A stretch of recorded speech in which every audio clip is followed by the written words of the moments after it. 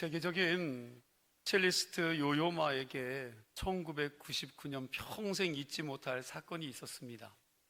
뉴욕에서 연주를 마치고 택시를 타고 호텔로 돌아갔는데 택시에서 내려 한참이나 지난 후에야 소스라치게 놀랐습니다. 자신의 분신과도 같은 첼로 약 250만 달러짜리, 하나로 최소 30억 이상이 되는 1734년산 몬타냐냐 첼로를 택시 트렁크에 그냥 두고 내린 것입니다. 세상에서 가장 소중히 여기던 악기를 세계 최고의 연주자가 잃어버린 것입니다.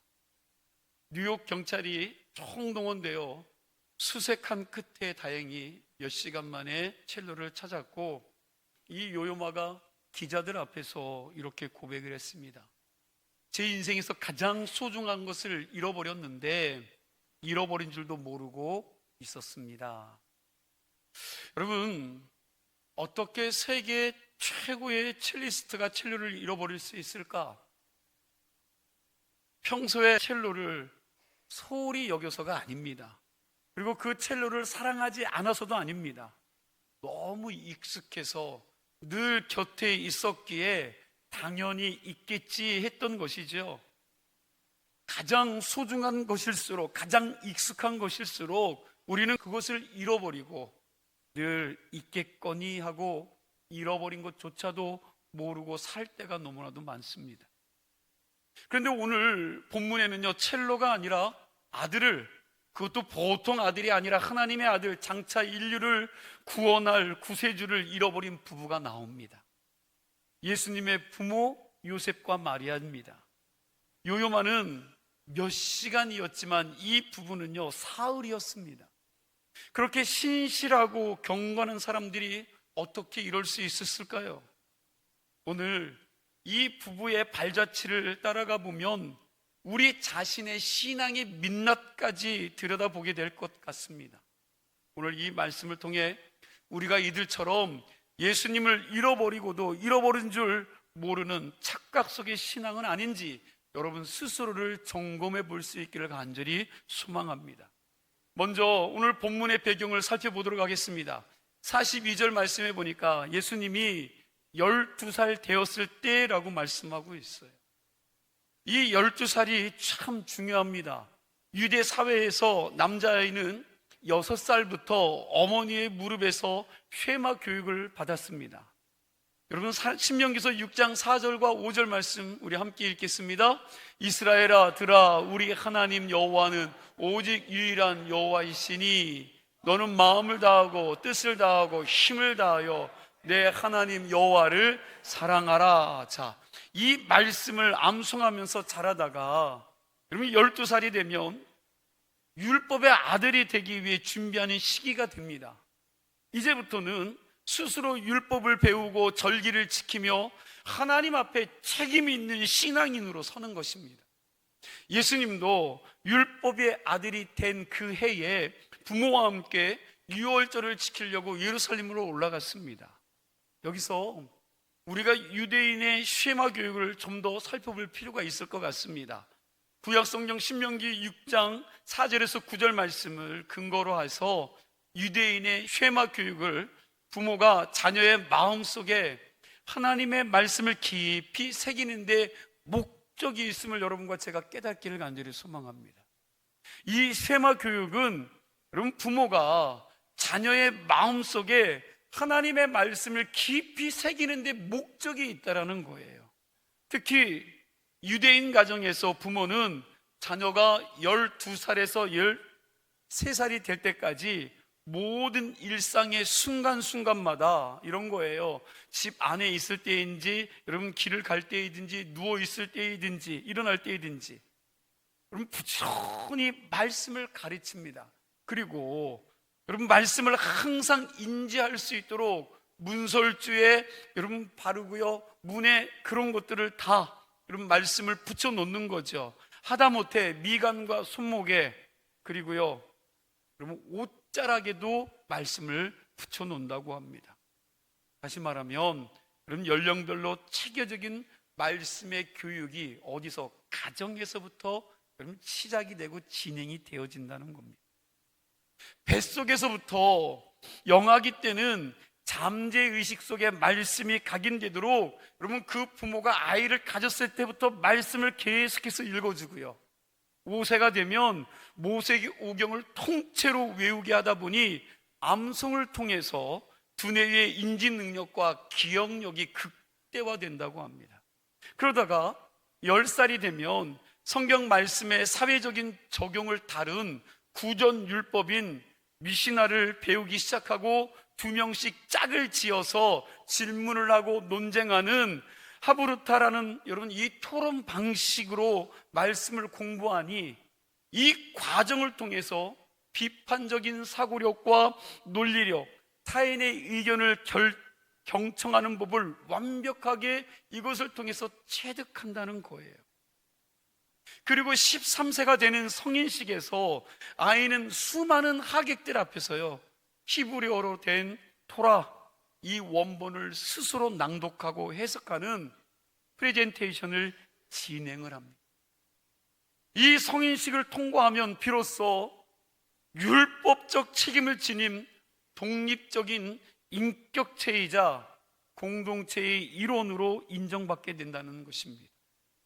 예수님을 그 부모가 찾았을 때 성전에서 성생들 중에 앉아서 이런 식의 토론을 하고 계셨던 거 아니겠습니까? 이러한 말씀 교육이 인류 역사상 가장 강력한 인재를 배출해 낼 수 있었던 유대인들의 핵심 원동력이었다는 것입니다. 그런데 여러분, 안타깝게도 한국에서는 믿음의 가정조차도 여러분 끊임없이 우리 아이들을 수학과 영어 교육하는데 부모들이 아낌없이 시간과 돈과 정성을 쏟아부으며 가르치지만 그럼 정작 이 말씀 교육은 여러분 교회 학교에서 주 1회예요. 주 1회. 그것도 1시간 겨우 맡길까 말까입니다. 그러면서도 부모님들이 생각을 합니다. 우리 자녀들이 믿음의 사람이 되기를 원하고 말씀의 사람으로 성장할 것을 기대하는 말도 안 되는 환상을 가지고 있다는 거예요. 하나님을 아는 교육, 말씀 교육은 자녀들 인생에 있어서 1%도 차지하지 않습니다. 왜요? 집에서 부모들이 그들을 신앙으로 교육하지 않아요. 말씀을 듣고 큐티하고 함께 말씀을 나누지 않습니다. 단 교회 일주일에 한 번 딱 보내면서도 그 아이들이 하나님의 말씀과 하나님의 은혜 가운데 살기를 원하고 있다는 거예요. 누가 그렇게 합니까? 하나님을 주님으로 믿고 섬기는 우리 믿음의 부모들이 그렇게 자녀들을 가르치면서 우리 자녀들이 하나님의 복 받기를 원한다는 거예요. 그러니 여러분 참으로 기막힐 노릇 아닙니까? 오늘 본문 41절 말씀 우리 함께 보겠습니다. 41절 말씀입니다. 그의 부모가 해마다 6월절이 되면 예루살렘으로 가더니 라고 했습니다. 요셉과 마리아는 가정에서 말씀 교육, 신앙 교육을 하면서 그들의 삶 또한 여러분 빠짐없이 절기를 지키는 신실하고 경건한 부부였습니다. 우리는 먼저 이것을 기억해야 합니다. 자녀들에게 참 본이 되는 부모였다는 거예요. 끊임없이 가정에서도 하나님의 말씀을 가르쳤던 여러분 본으로 살아간 자들입니다. 그런데 오늘 본문의 사건은 신앙이 없는 사람들에게 일어난 일이 아니라는 겁니다. 누구보다도 경건하고 누구보다도 신실한 신앙생활을 하던 사람들에게 일어났던 일이라는 것입니다. 그래서 이 말씀이 어떻게 보면 우리에게 더 무섭게 다가오는지도 모릅니다. 여러분 질문 드립니다. 6월절이 어떤 명절입니까? 이 6월절 정치적으로는 이스라엘 백성들이 애굽의 종살이에서 해방된 날이 6월절이요, 종교적으로는 하나님이 어린 양의 피를 속죄의 제물로 준비하셔서 이스라엘의 심판과 진노에서 구원한 날이 이 6월절입니다. 이 명절에 전국 각지와 여러 나라에 흩어져 살았던 유대인들, 디아스포라 유대인들까지 무려 300만 명이 넘는 인파가 예루살렘으로 모여들었다라는 거예요. 뭐 별로 놀라시지도 않는데 여러분 지금도 300만 명 하면 엄청난 숫자이지 않습니까? 고작 주민지는요 15,000명밖에 안 돼요. 그런데 300만 명이 모여들었다라는 거예요. 2000년 전 여러분 300만은 진짜 어마어마한 숫자 인파 아닙니까? 그리고 나사렛에서 예루살렘까지 140km 걸린다고 끊임없이 말씀을 드렸습니다. 여러분 이 140km의 거리가 며칠을 걸어야 된다고요? 걸어서 4일에서 5일 길이라는 거예요. 그 먼 길을 걸어서라도 가야 하는 민족의 축제요, 신앙의 축제였습니다. 그런데 기막힌 역설이 있어요. 6월절의 상징과 초점이 무엇입니까? 그럼 정치적으로는 그들이 해방된 날이고요, 종교적으로는 6월절 어린 양입니다. 그리고 그 어린 양의 실체가 누구예요? 예수님, 예수 그리스도이십니다. 세례 요한이 요한복음 1장 29절에 이렇게 고백을 하죠. 우리 함께 읽겠습니다. 이튿날 요한이 예수께서 자기에게 나오심을 보고 이르되 보라, 세상 죄를 지고 가는 하나님의 어린 양이라고 외쳤던 바로 그분입니다. 그런데 예수님의 부모가 그 명절의 진짜 주인공 어린 양 대신 예수 그리스도를 잃어버린 거지요. 명절은 지켰는데 명절에 누가 빠져요? 주인공, 주인을 잃어버렸습니다. 여러분 이것이 남의 이야기가 아니에요. 다른 사람의 이야기가 아닙니다. 오늘 여러분과 저의 이야기인 줄로 믿습니다. 예배는 드리는데 예배의 주인을 잃어버리고, 성탄절을 지키는데 성탄절의 주인공이 없고, 종교 생활을 하는데 그 종교의 주인이신 누가 빠져요? 예수 그리스도가 없는 신앙. 여러분 오늘 우리 가운데도 얼마나 여러분과 제가 이렇게 신앙생활하는 자들이 얼마나 많은지 알 수 없다는 거예요. 오늘날도 몸은 교회에 와 있는데 주인이신 하나님이 내 주인이 아닙니다. 주인공이신 하나님이 빠져버린 예배. 여러분 그런 예배를 드리는 교회와 성도들이 너무 많다는 거예요. 왜 명절의 주인, 예배의 주인을 잃어버렸을까요?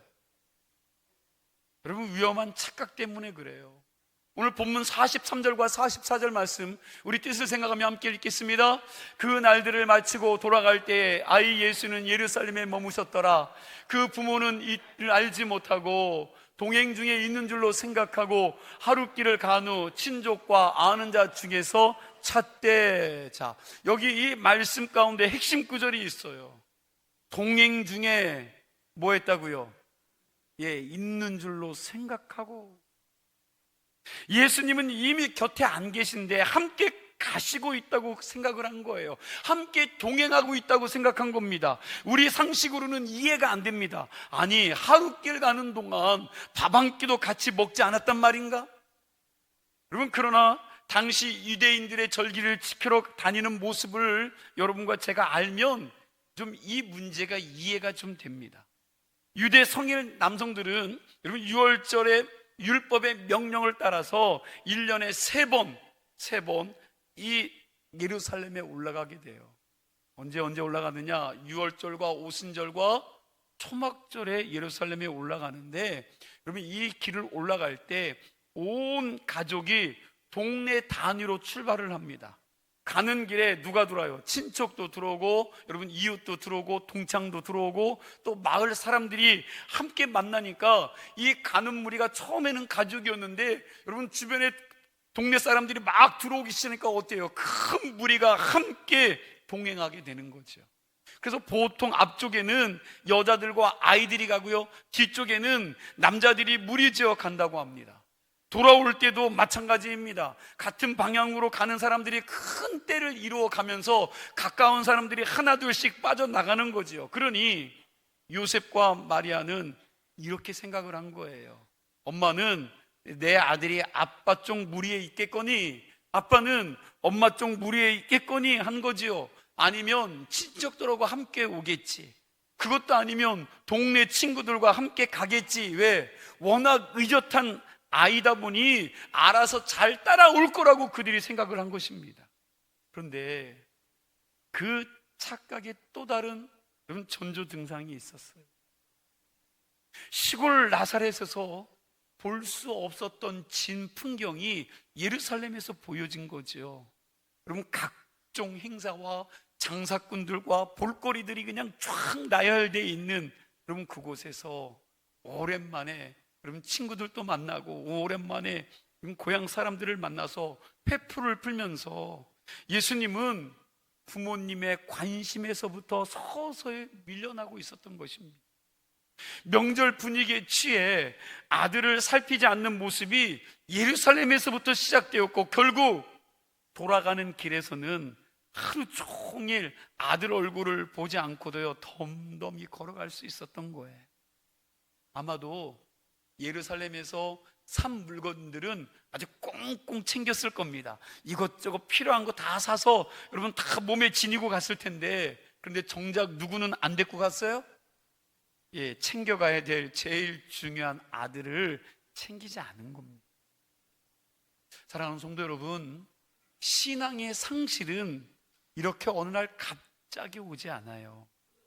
관심이 조금씩 다른 곳으로 옮겨가는 전조 증상이 먼저 오고요, 그 다음에 상실이 옵니다.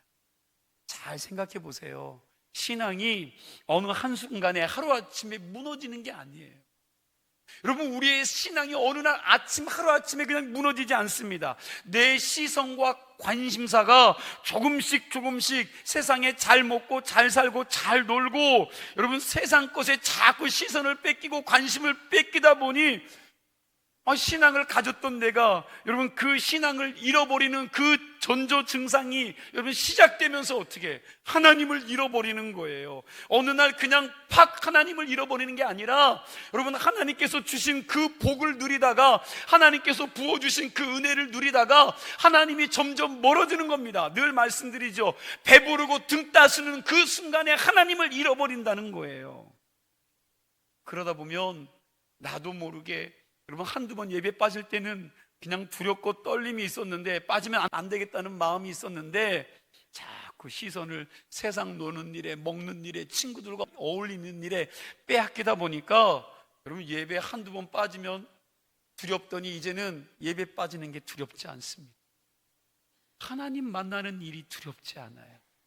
여러분 구약 성경에 보면 똑같이 착각한 한 사람이 나와요. 여러분 그 사람이 누구냐? 삼손입니다. 우리 사사기 16장 20절 말씀 뜻을 생각하면서 함께 읽겠습니다.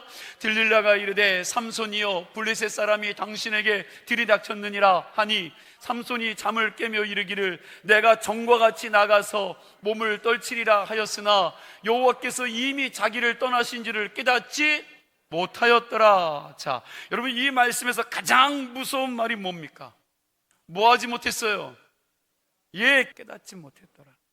하나님이 이미 떠나셨는데 삼손은 그 사실조차 모르고 전과 같이 몸을 떨치려고 했습니다. 과거의 습관, 과거의 은혜, 과거의 경험에 젖어서 지금도 하나님이 함께 하신다고 그는 착각한 것입니다. 신앙생활에서 가장 위험한 순간은 하나님이 떠난 순간이 아니라 떠나신 것도 모르는 순간이에요. 떠나는 것도 모르고 착각하며 신앙생활하는 거예요. 하나님이 내 안에 없으신데, 성령이 내 인생 가운데 주인이 아니신데, 여러분 그것조차 모르고 나와 함께하는 줄로 착각하는 신앙이 가장 무서운 신앙이라는 거예요. 요한계시록에 보면 라오디게아 교회가 나옵니다. 근데 그 교회가 바로 그런 교회였다는 거예요. 그들은 뭐라고 고백하느냐? 나는 부자라 부요하여 부족한 것이 없다라고 그들은 자부했습니다. 어떻게 말씀하시는지 함께 보겠습니다. 요한계시록 3장 17절 말씀 함께 있습니다. 내가 말하기를 나는 부요하여 부족한 것이 없다 하나 내 공고한 것과 가련한 것과 가난한 것과 눈먼 것과 벌거벗은 것을 알지. 여러분 그들이 뭐라고 그래요? 나는 부자래요. 사랑하는데 부족함이 없대요. 부요하대요. 하나님께서 나에게 이렇게 큰 복을 주셔서 그들의 입술로는 내가 이렇게 부족함이 없는 그런 삶을 살고 있다고 이야기하지만 주님의 진단은요 정반대예요. 내 공고한 것과 가련한 것과 가난한 것과 눈먼 것 벌거벗은 것을 너는 알지 못한다. 그리고 주님은 어디에 계셨습니까? 여러분 계속해서 읽어보면 3장 20절에 이렇게 말해요. 볼지어다 내가 문 밖에 서서 뭐 한다고요? 두드리노니. 교회의 주인이신 예수님이 자기들 교회 문 밖에 서 계셨던 것입니다.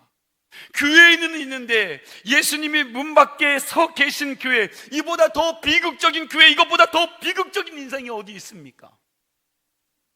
주님이 주인이라고 말씀하면서, 그분이 내 인생의 모든 것이라고 말씀하면서, 여러분, 그 주님이 교회 안에 없습니다. 내 인생 가운데, 내 중심 가운데 없다라는 거예요. 구세군의 창시자 윌리엄 부스는 일찍부터 이렇게 경고를 했습니다. 장차 올 시대에 교회의 가장 큰 위기는 이것이다. 종교는 있는데 성령을 상실하고, 교회는 있는데 예수를 잃어버린 것이다. 여러분, 오늘 이 시대에 그대로 이루어지고 있지 않습니까? 여러분, 그렇게 생각하지 않으세요? 예수를 잃어버린 교회, 예수를 잃어버린 목사와 장로, 예수를 잃어버린 성도들, 예수를 잃어버린 교인들이 얼마나 많이 있습니까? 여러분들은 어떻습니까? 한번 좀 스스로에게 질문해서, 나는 어떤가? 나는 어떻게 예수 믿고 있는가? 나는 어떻게 하나님 따르고 있는가? 습관을 따라 교회 나오는데 여러분 안에 살아계신 예수님이 주인이십니까? 삶의 중심에 예수님을 모시고 동행하고 있으십니까? 주님의 임재의식을 경험한 적이 언제이십니까? 언제까지 주님과 인격적인 교제를 하셨습니까? 그때가 언제인지조차 여러분 기억이 가물가물하지는 않습니까? 미국의 알렌 목사님이요, 자기 교회 교인들에게 조사해서 이런 통계를 냈어요. 한번 잘 들어보세요. 교회에 등록은 했지만 주일 예배에 나오지 않는 교인이 20%, 교회는 다니지만 기도하지 않는 교인이 25%, 성경을 한 번도 읽지 않는 교인이 35%, 하나님 앞에 정한 헌금을 드리지 않는 교인이 40%, 그리고 평생 단 한 명도 전도하지 않은 교인이 85%였다는 거예요. 여러분, 이 통계가 사실 오늘날보다는 훨씬 나은 통계, 오늘날은 더하지요. 그럼 더 많은 사람들이 이것들을 지키지 않고 살아갑니다. 그런데 정말 놀라운 사실은 그 다음이에요. 그 교인들 100%가 어디를 가고 싶다고 말했을까요? 예, 맞습니다. 천국에 가고 싶다고 대답했다라는 거예요. 몇 프로가? 100%가 100%. 이것이 무슨 이야기입니까? 많은 교인들이 착각 속에서 신앙생활을 하고 있다는 겁니다. 예배도 없고 말씀도 없고 여러분 기도도 없고 영혼 구원에 대한 헌신도 없는데 천국은 당연히 내 것이라고 믿고 있는 거예요. 요셉과 마리아가 동행 중에 있는 줄로 생각한 것처럼 예수님이 내 곁에 계시지 않는 지 오래되었는데도 불구하고 당연히 함께 하시겠지 하는 사고를 가지고 우리가 살아가고 있다는 겁니다. 여러분, 좀 스스로를 돌아보세요. 자신을 좀 돌아보셔야 됩니다. 기도가 끊어진 지 오래되었습니까? 말씀을 편지가 오래되진 않았습니까? 예배가 내 삶의 1순위가 아니지 않습니까? 성령의 감동이 사라진 지 이미 오래인데 그저 익숙한 습관에 따라 매주 교회에 옵니다. 그런데 예배 잘 드리고 헌금생활 잘하고 봉사하고 직분도 있으니까 주님이 당연히 나와 함께 하시겠지라고 생각합니다. 그러나 여러분, 성경은 이런 종교 활동의 근거에서 주님이 내 곁에 계신다고 말씀하지 않아요. 여러분 기억하셔야 됩니다. 마태복음 7장을 한번 읽어보세요. 마태복음 7장은요 예수님이 이렇게 말하죠. 주여 주여 우리가 주의 이름으로 선지자 노릇하고, 선지자 노릇했다는 거야. 말씀도 선포했다는 겁니다. 그리고 많은 권능을 행했습니다. 가서 귀신도 쫓고 병자도 고치는 그런 많은 권능을 행하지 아니하였나이까 라고 사람들이 예수님께 이야기했을 때 예수님이 뭐라고 말합니까? 내가 너희를 도무지 알아요 몰라요? 예, 알지 못한다라고 말씀하십니다. 신앙생활이 아무리 화려해도 주님과의 인격적인 교제가 없다면 이 얼마나 위험한 신앙입니까? 그래서 사도 바울은 고린도 후서 13장 5절에 이렇게 우리에게 도전을 하죠. 우리 함께 읽어볼까요? 너희는 믿음 안에 있는가? 너희 자신을 시험하고 너희 자신을 확증하라. 예수 그리스도께서 너희 안에 계신지를 너희가 스스로 알지 못하느냐? 그렇지 않으면 너희는 버림받은 자니라. 여러분 뭐하라고요? 스스로를 뭐하라고? 너희 자신을 여러분 좀 점검해라, 확인해 보라는 겁니다. 주님이 정말 내 안에 계신지, 내가 정말 주님과 함께 동행하고 있는가, 이것을 스스로 좀 점검해 보라고 말씀하고 있는 거예요. 여러분, 생각만 해도 아찔한 일이지만 만약 인생을 다 마치고 우리가 천국문 앞에 이르러서야 내가 예수 믿는 사람인 줄 알았는데 아니었구나 하고 확인이 된다면 그 인생 얼마나 비참한 일입니까? 나 자신을 믿고 살았지 하나님을 믿고 산 게 아니었고, 내 뜻을 위해 살았지 하나님 말씀대로 산 것이 아니었다면 여러분, 그보다 더 참담한 일이 어디 있을까요? 그런 의미에서 저는 이렇게 말씀드리고 싶습니다. 혹시 내가 착각하면서 안심하고 있는 신앙인은 아닌지 그럼 좀 스스로 물어보세요. 주님이 정말 나와 함께하고 있는가 하는 정직한 고민을 나를 십자가 앞에 무릎 꿇게 하고 하나님께 가까이 가게 하는 통로가 된다면 그러면 이 물음은 내 영혼을 살리는 복된 고민이 될 줄로 믿습니다. 이런 고민을 하며 주님의 은혜 안에 거하기를 열망하는 사람은 늘 깨어있는 신앙으로 나아가게 될 줄로 믿습니다. 기억하세요. 예수 없이 걸어간 마리아의 하룻길은요 헛걸음이었습니다. 왜요? 방향이 틀렸기에 다시 돌아와야만 했고 하루 갔다가 사흘길을 되돌아오는 고생을 했어요.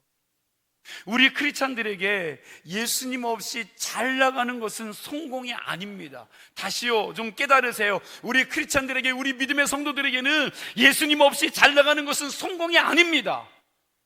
세상 기준으로 아무리 앞서가도 주님 없이 간 길이라면 언젠가는 반드시 되돌아와야 할 헛걸음이라는 사실을 여러분과 저는 기억하셔야 돼요. 이제 두 번째 질문입니다. 그럼 잃어버린 예수님을 어디서 찾았습니까? 사울의 성전에서 찾았어요. 우리 46절 47절 말씀 뜻을 생각하면서 함께 있습니다.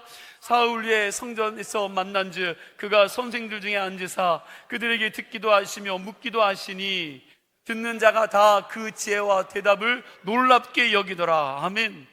그동안 애타게 찾던 어머니가 48절에 보니까 이렇게 말해요. 아이야, 어찌하여 우리에게 이렇게 하였느냐? 보라, 내 아버지와 내가 근심하여 너를 찾았노라 하고 말할 때 예수님의 대답이 뭐예요? 49절입니다 49절 말씀 함께 있습니다. 예수께서 이르시되 어찌하여 나를 찾으셨나이까? 내가 내 아버지 집에 있어야 될 줄을 알지 못하셨나이까? 하시니. 어찌하여 나를 찾으셨나이까? 내가 내 아버지 집에 있어야 될 줄을 알지 못하셨나이까? 이 말씀은 누가복음뿐만 아니라 사복음서 모든 곳에 다 기록되어 있는 예수님의 첫마디입니다. 그래서 한 글자 한 글자 참 중요해요. 원문을 보면 두 가지 눈에 들어옵니다. 첫째, 마리아는요 내 아버지와 내가 라고 이야기하면서 초점을, 중심을 누구에게 둬요? 요셉, 여러분 요셉을 중심으로 가리켜 말했는데 예수님은 내 아버지 집이라고 하나님을 중심으로 가리켜 대답하십니다. 12살 소년 예수님이 자기의 정체성이 담겨져 있는 말씀이 이 말씀입니다. 요셉의 아들이기 전에 누구의 아들이에요? 하나님 아버지의 아들이라는 거예요. 둘째, 있어야 될 줄이라는 말이 헬라어가 여러분 헬라어로 데이인데 이것은 누가복음에서 예수님의 십자가와 부활을 말씀하실 때 반복해서 쓰였던 단어로 반드시 뭐뭐 해야 한다는 그런 필연성을 나타내는 단어입니다. 이런 거예요. 인자가 많은 고난을 받고 죽임을 당하고 제3일에 살아나야 하리라. 여러분 이때 사용했던 단어가 바로 그 단어입니다. 12살 예수님은 이미 아버지의 뜻 안에서 자신이 가야 할 길을 알고 그럼 계셨다라는 거예요. 12살이었음에도 불구하고 자기가 가야 될 길을 알았습니다. 그리고 하나 더 묵상할 것이 있습니다. 여러분 마리아가 예수님을 잃어버리고 며칠 만에 찾았다고요?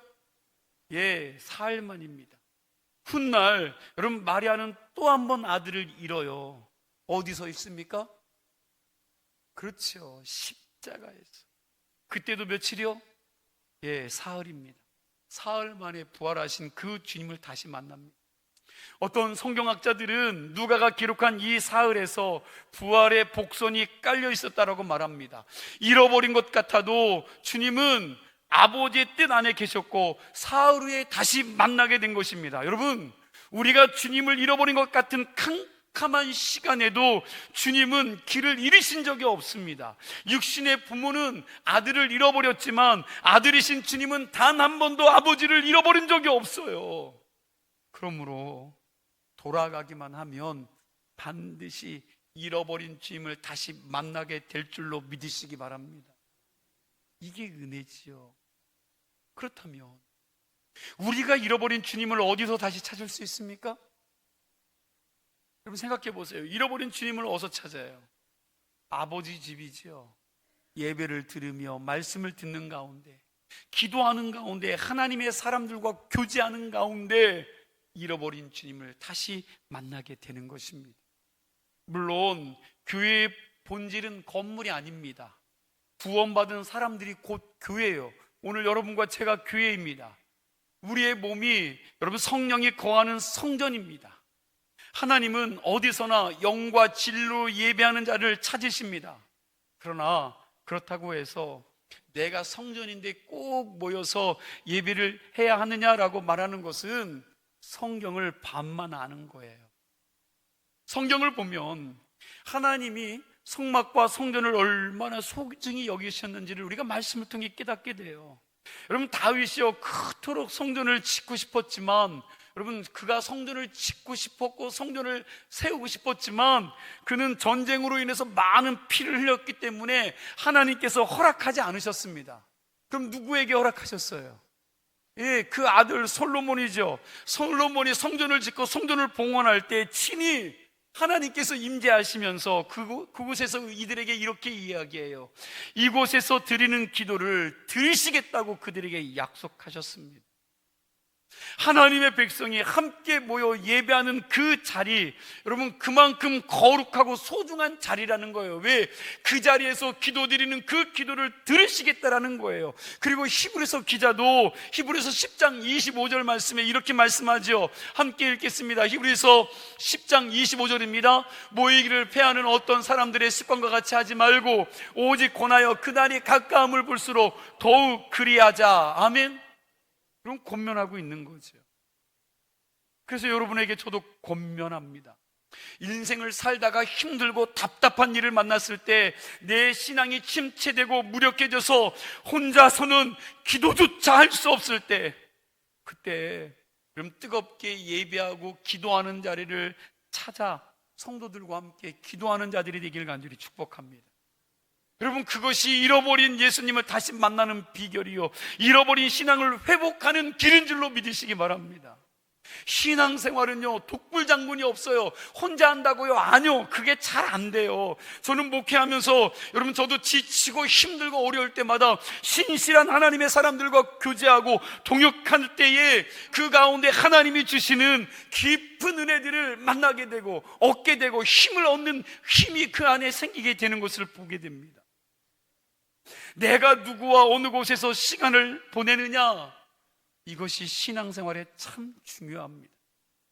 나의 교제권을 예수님 만나는 자리 중심으로 세워가시길 간절히 축복합니다. 그럴 때 여러분, 우리는 예수님을 잃어버리지 않을 것입니다. 말씀을 정리합니다. 요셉과 마리아는 명절에 취해 익숙한 습관에 젖어서 동행 중에 잊지 않은 착각 속에서 예수님을 잃어버렸습니다. 그러나 그들에게 배울 것이 하나 있어요. 그럼 잃어버린 것을 깨닫는 순간 어떻게 했어요? 지체하지 않고 되돌아가서 그럼 찾을 때까지 찾았다는 거예요. 하루 길을 갔어도 되돌아갔습니다. 그리고 아버지 집에서 다시 만났습니다. 늦게 깨닫는 거 부끄러운 거 아닙니다. 정말 부끄러운 것은 깨닫고도 돌아가지 않는 것이 진짜 부끄러운 일이요, 결국은 그 인생은 여러분 비극적인 결말을 맞게 될 것입니다. 깨달았거든 돌아서세요. 깨달았거든 다시 하나님 앞으로 서시기 바랍니다. 깨닫고도 돌아서지 않는 인생은요 비극적인 인생을 맞이하게 될 거예요. 오늘 우리도 정직하게 점검해 보셔야 됩니다. 시편 기자가 여러분 이렇게 기도를 했어요. 시편 139편 23절과 24절 말씀 뜻을 생각하며 함께 읽겠습니다. 하나님이여 나를 살피사 내 마음을 아시며 나를 시험하사 내 뜻을 아옵소서. 내게 무슨 악한 행위가 있나 보시고 나를 영원한 길로 인도하소서. 아멘. 혹시 오늘 말씀을 들으면서 나도 무엇인가에 매여서 분주함에 빠져서 술에, 돈에, 주식에, 쾌락의 마음을 빼앗겨서 주님을 잃어버리고 살았구나 하는 여러분 그런 깨달음이 있거든, 그런 생각이 드시거든, 그렇다면 잃어버렸던 그 자리로 다시 돌아가시기 바랍니다. 말씀 듣는 일들을 게을리하셨다면 다시 말씀의 자리로, 여러분 기도의 교제가 끊어졌다면 기도하는 자리로, 주님을 섬기는 마음이 뜨거웠는데 그 시절 있었던 그 뜨거움들이 다 식어져 버렸다면 다시 예배의 자리로, 섬김의 자리로 돌아갈 수 있는 믿음의 성도들이 되길 간절히 소망합니다. 예수님의 부모님들처럼 만날 때까지 예수님을 찾고 또 찾기를 간절히 소망합니다. 돌아서는 그 길이 축복의 길입니다. 문 밖에 서서 두드리노니 주님은 우리가 문을 여는 그 순간 들어와서 우리와 더불어 먹고 마시고 교제하겠다고 약속하셨습니다. 간절한 마음으로 좀 그분을 찾으며 나아갈 때 주님을 우리를 만나주시고 구원의 감격을 회복시켜 주시고 잃어버렸던 믿음과 기도와 능력과 첫사랑의 열정까지 다시 회복시켜 주실 줄로 믿습니다. 이 시간 착각의 자리에서 일어나 아버지 집에서 주님 다시 만나는 저와 여러분들이 다 되시기를 주님의 이름으로 간절히 축복합니다.